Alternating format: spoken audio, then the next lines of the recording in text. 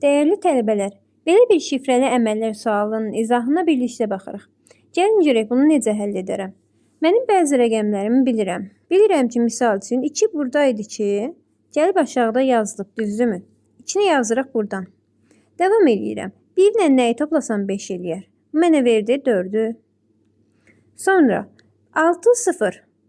Bu 1 eləməli, yəni 11 eləməlidir, düzdürmü? Bura 5 yazırıq ki, 11 eləsin, 5 yazırıq. 11 elədi, 1 yazdıq, 1 yadda, onu yaddan çıxarmırıq.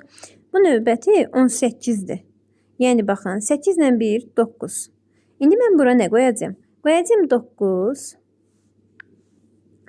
9 yox, daha doğrusu 8 qoyacağım ki, 16, 17, bir də yaddaydı, 18. 8 yazdım, 1 yadda, 0, bir də yadda, elə 1, 1, 2, bir də düşdü aşağı.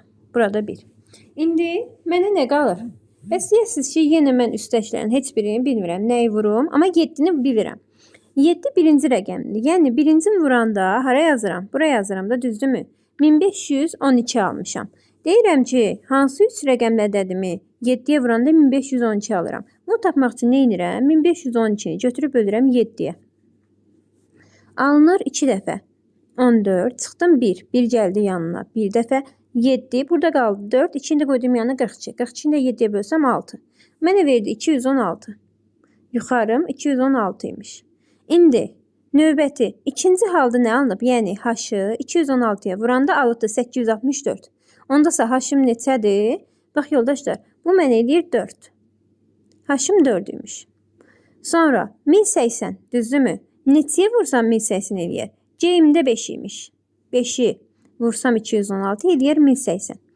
İndi məndən həmin hərflərin hamısının cəmini soruşur. Aşağıya təmizləyək, cəmini hesablayaq. M-i tapmışıq neçə? M2-dir. V-i tapdıq 1-dir. Sonra B-i tapdıq 6-dır. Bunların cəmini soruşur. 6 plus C-imiz 5, H-ımız da 4. Yəni 18 cavabını almış olarıq.